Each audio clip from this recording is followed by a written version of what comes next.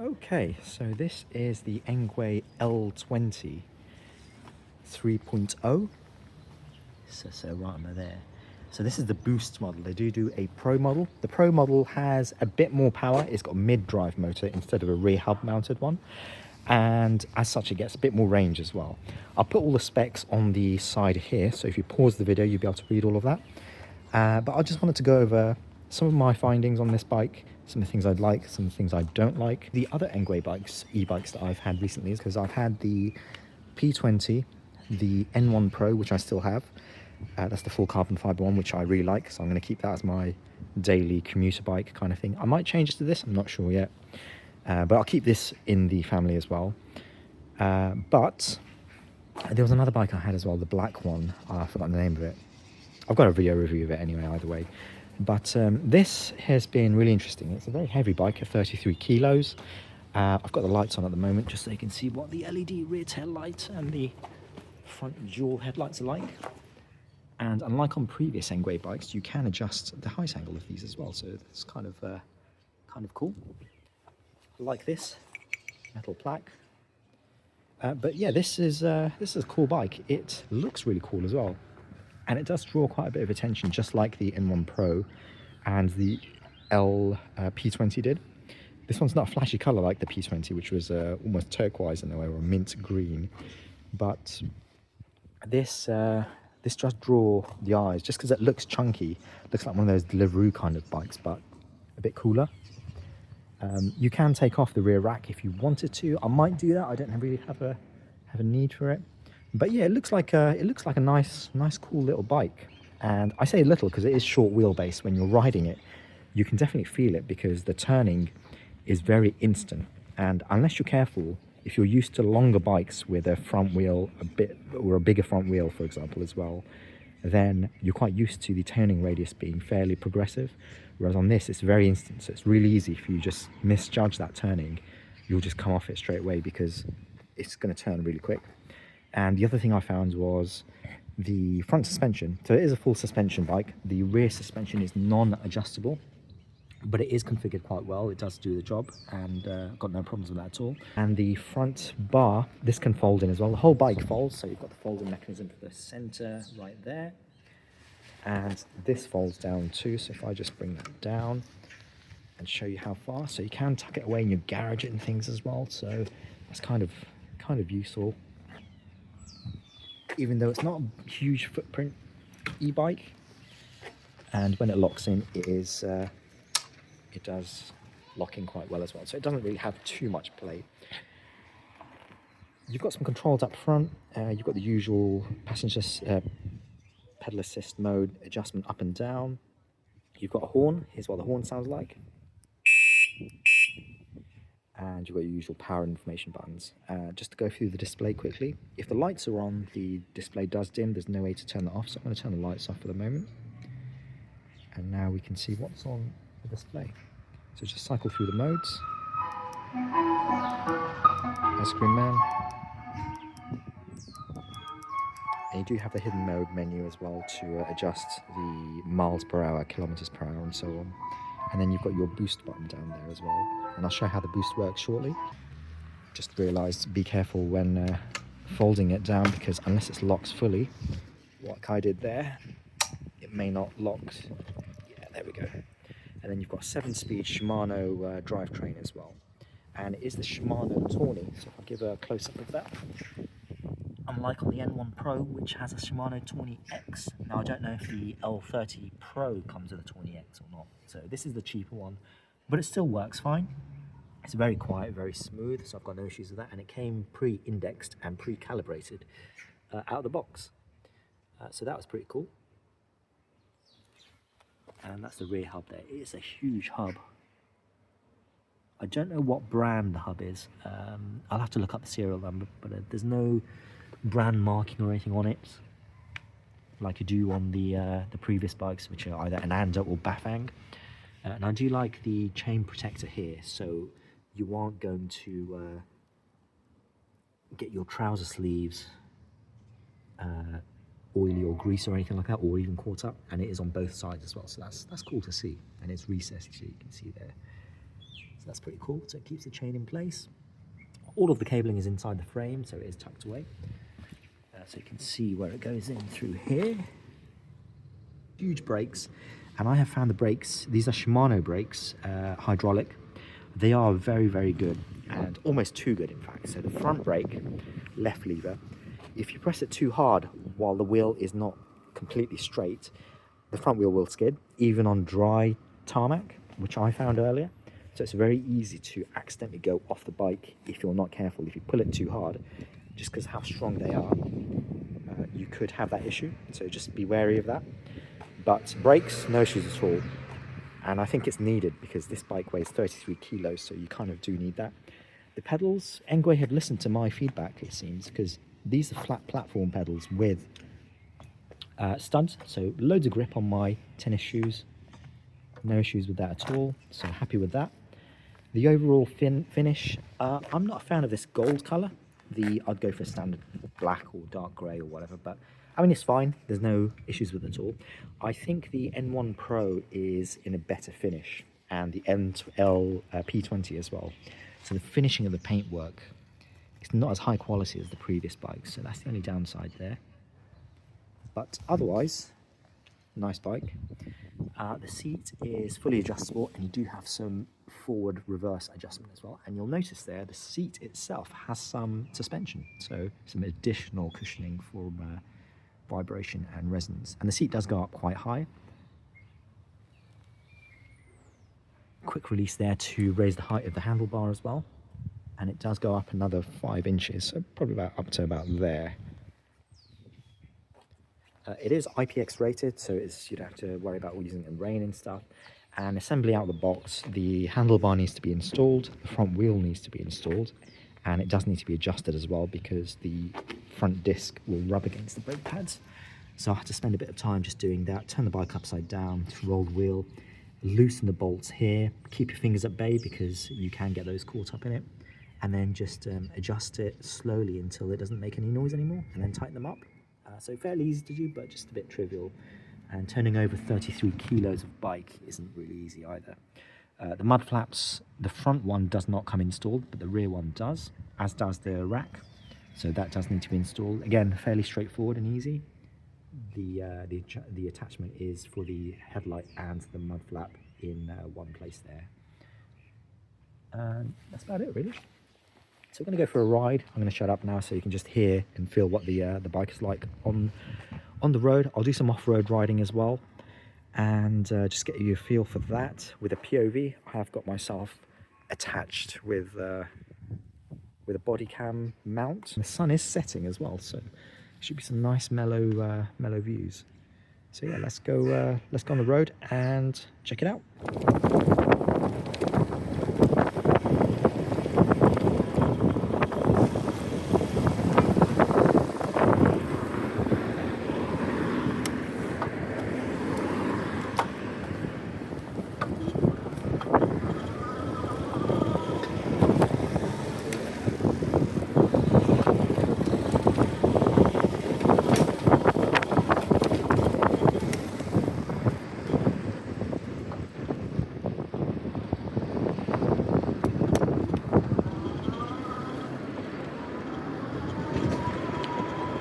That boost function works really well for joining junctions and things. See a gap, hold boost, pedal, instantly away, 15 miles an hour. Definitely more e-bikes need to have a boost function like that. I don't even mind that it doesn't have a throttle like the P20 does. It's just that boost.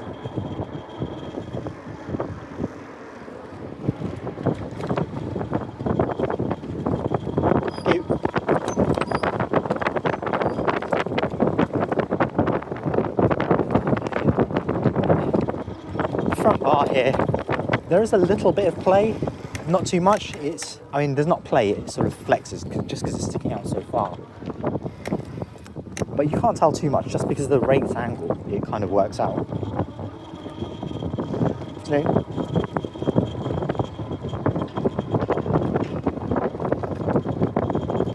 So I'm going to do a quick test on pedal assist mode 5 using the boost function. So first I'll do a test without the boost just to see how quickly it goes up to 15.5 miles an hour. Now, just like all e-bikes in the UK, legally they have to stop providing motor assist at 15.5, and this bike does exactly that. Even though this is a EU model, it will cut out at 15.5, so you are pedaling on your own. And in gear mode 7, you do have to pedal quite fast to get any faster than that. So maybe 17-18 miles an hour at a push on a flat surface with no wind resistance, but normally speaking 16 miles an hour is the max you're going to be able to do without using too much actual energy. So yeah, here we go.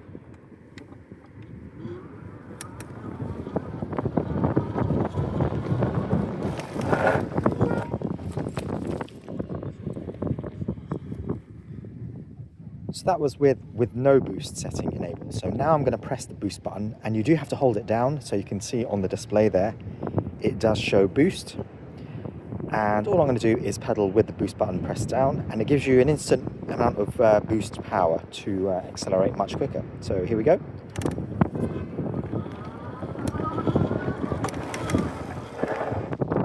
So that was much quicker.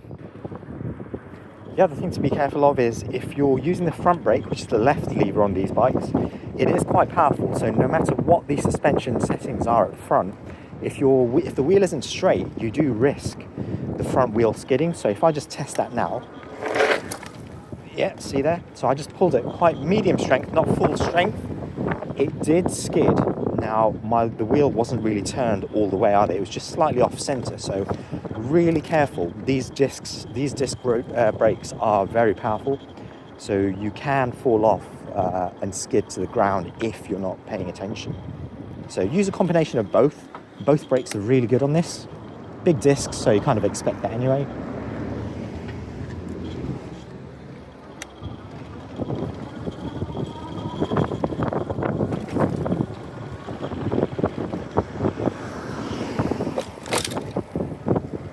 Now that we're at 16 miles an hour, pedal assist has stopped.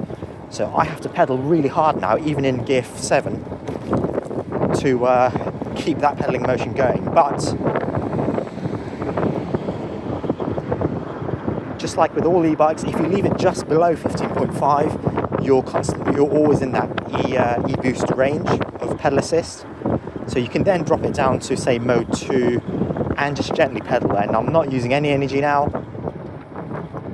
It's comfortable, it's not using that much battery power either. Even mode 1 is fine. So as long as you're staying below that threshold, you can get more range out of the battery due to that. But I'm going to slick it up to mode 5, just because that's what I like it in. And there's very little bumps. Go over the speed bump now just to test the suspension. Yeah, that was fine.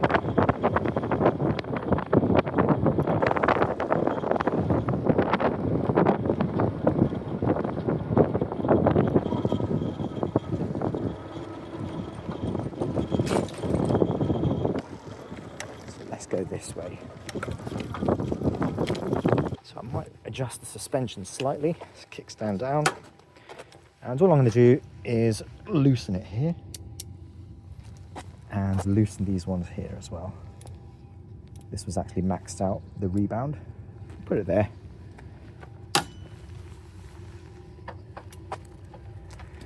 And we'll use the boost function for here, so boost down and accelerate.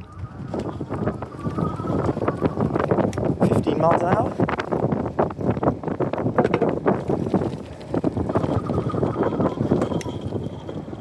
So it's also really good for going up hills and stuff as well. Afternoon. So it's very, very easy to cruise at 15 miles an hour. Let's drop it down to mode 3. Boost. Yeah, so boost works on all the modes, but it's most effective in mode 5. And I'm in gear 7 at the moment on the right side here, so it could have done with another gear, I think. And the gear changes happen really cool as well, so they're really quiet. So you can drop 3 in a go, and it's the Shimano rapid fire, so They change quick, no issues at all.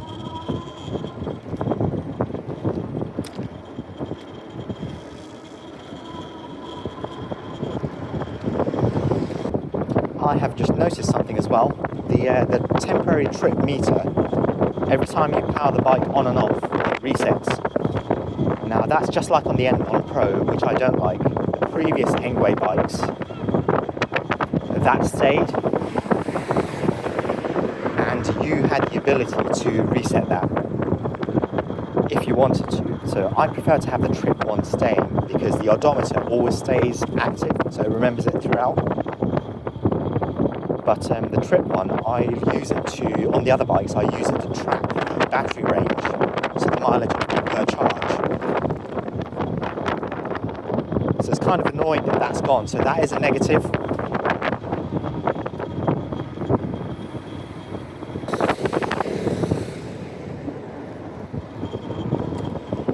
She did not even look right. She had earmuffs on as well. This is our beach area called Stokes Bay, in the town of Gospel. Small town, but very picturesque, especially when spring, summertime arrives. Spend a lot of time riding around here and walking around as well.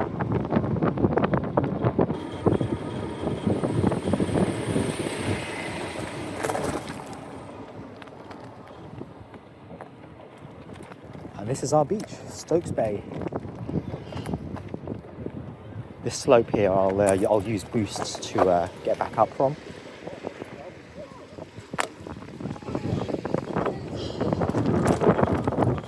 Easy.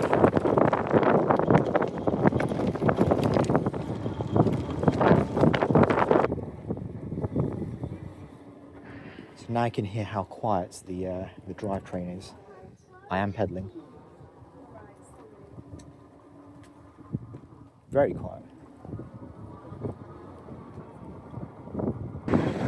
And where we want to go is over there, the off-road trails. Oh, so that was interesting. The brake light came on for some reason.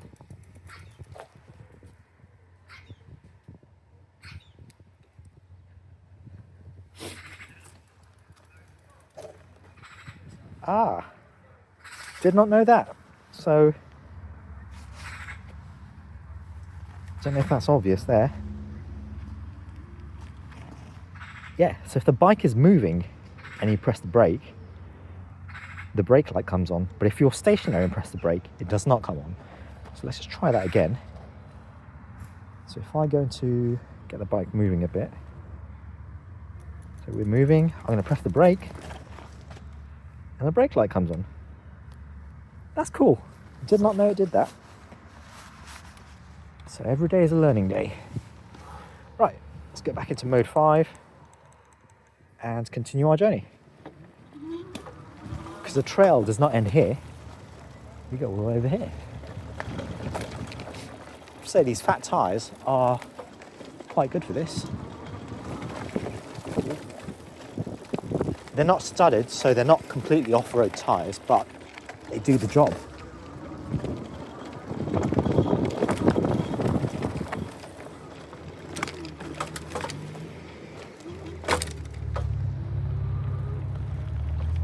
Oh, yeah. It's all right, after you. Oh, thank you. She's scared of bikes, that's all. No worries. All right. Thank you. Come on, George. Come on.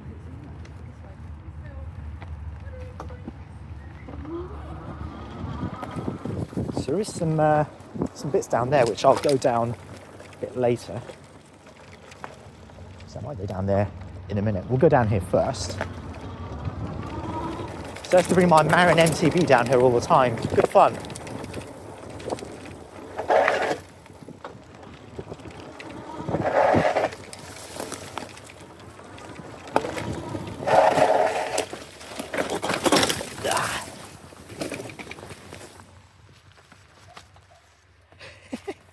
So that's what I mean about the front brakes. You've really got to be careful about. It's because the wheelbase is so short, the turning is very sharp. And it's the first time riding this bike down this bit. So we'll go back up there in a minute.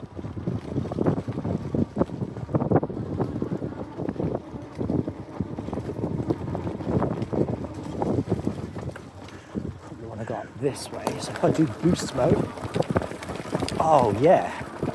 So that's taking me all the way up. Just to show you how high up that was.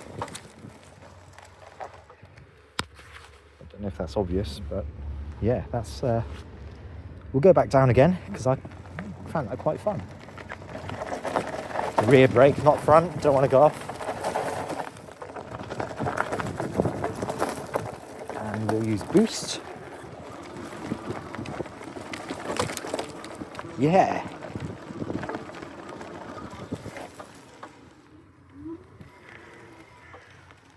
That's very good. I like that. It's probably got up there as well, so let's do that once more.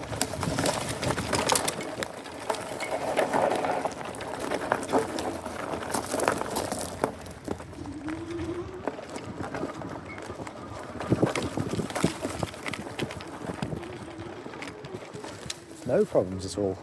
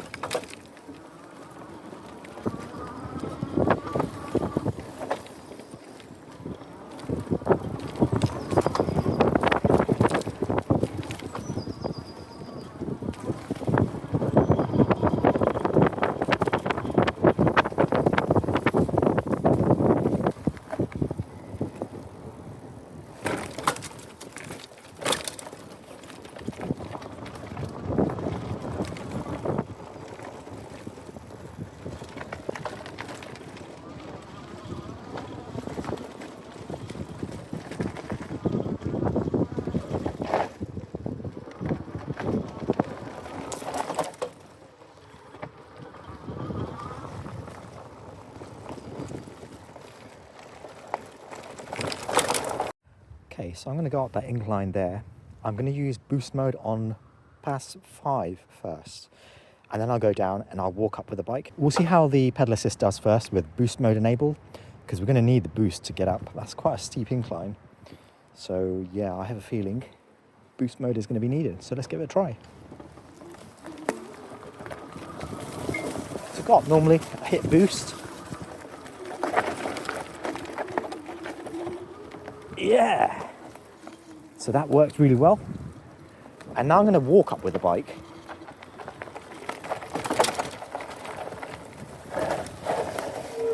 I will try and just push up normally, which is almost certainly going to be impossible. Raise the camera up.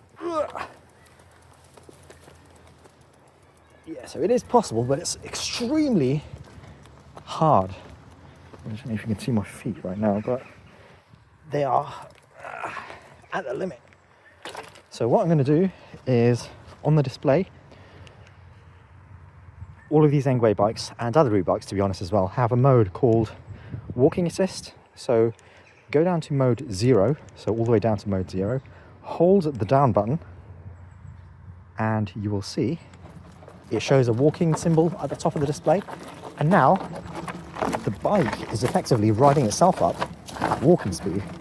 Low down torque is there, and I'm one-handing the bike up that incline. So that's a cool feature to have. It'll get you up hills if you need to walk with the bike. Otherwise, just use the boost mode. And yeah.